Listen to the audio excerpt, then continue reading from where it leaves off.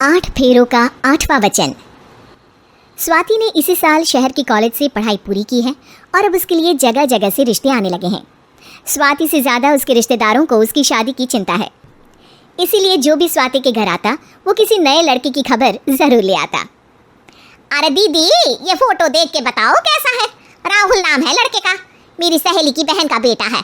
अपनी स्वाति के साथ एकदम प्यारी जोड़ी लगेगी इसकी। ज़रा दिखाना, फोटो तो बढ़िया लग रहा है।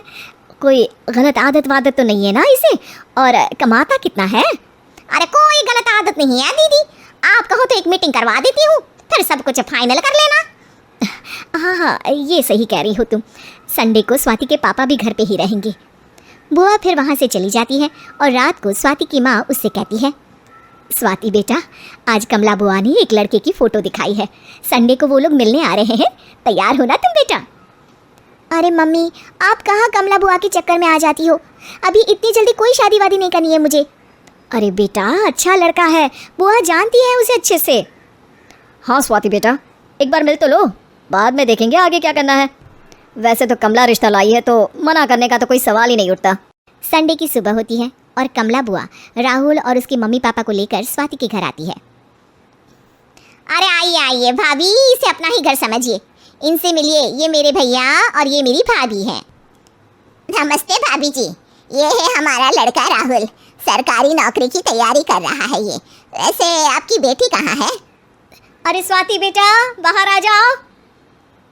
वैसे कितनी पढ़ाई की है स्वाति ने? जी, पोस्ट ग्रेजुएट है हमारी बेटी साइंस में। ये सब तो ठीक है, पर घर संभालना जानती है या नहीं? हमें कौन सी इससे नौकरी करवानी है, नौकरी तो मेरा बेटा करेगा ही। पर मैंने इतनी पढ़ाई की है और आप चाहती हैं कि मैं घर पर ही बैठी रहूं? अरे स्वाति बेटा, ये बड़ों की बात में तुम कहाँ बोल पड़ी? हम सब देख लेंगे क्या करना है क्या नहीं। हम तो इसी बात पर विश्वास करते हैं कि घर के लड़के घर में ही रहे तो ज़्यादा अच्छा रहता है।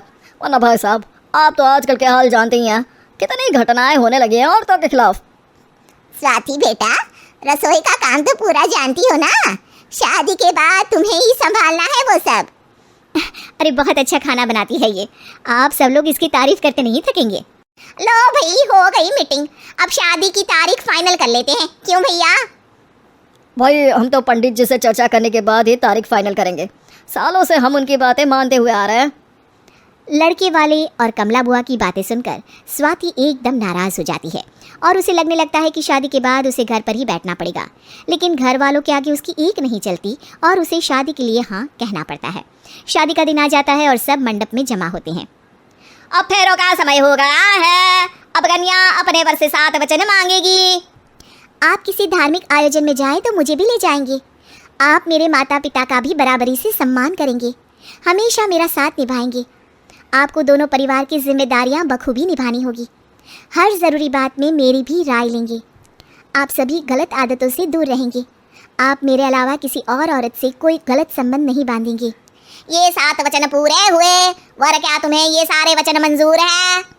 जी हाँ पंडित जी, मैं सारे वचन अच्छी तरीके से निभाऊंगा।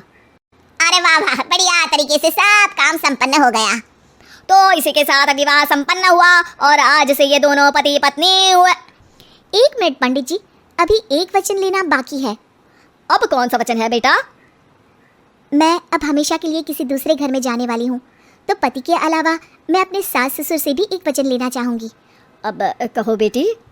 मैं ये चाहती हूँ कि मुझ पर किसी बात की कोई पाबंदी नहीं लगाई जाएगी। मुझे सब कुछ करने की आज़ादी होगी और मैं भी विश्वास दिलाती हूँ कि मैं एक अच्छी बहू बन के दिखाऊँगी। स्वाति की बात सुनकर उसके सास ससुर एकदम चौंक जाते हैं और कुछ बोल नहीं पाते कि उतने में कमला बुआ बोल पड़ती है। अरे बेटा, ये भी कोई कहने की बात है? रानी बन के रहोगी तुम तो। वचन देने से पहले सोच लीजिए, क्योंकि शास्त्रों में वचन ना निभाने वालों के लिए नरक से भी बदतर सजा लिखी है। स्वाति की चालाकी से वहाँ मौजूद सब लोग प्रभावित हो जाते हैं और लोगों में बदनामी ना हो जाए, इस कारण स्वाति के सास ससुर को उसे वचन देना पड़ता है। और कैसी अपशकुन वाली बातें कर रहे हैं आप पंडित जी? हमें मंजूर है बेटा तुम्हारी शर्त। स्वाति अपनी समझदारी से अपनी बात अपने ससुराल वालों से मनवा लेती है और खुशी खुशी राहुल से शादी कर लेती है। अब से हर शादी में मैं खुद 8 वचन दिलवाऊंगा। ओम मंगलम मंगलम मंगलम।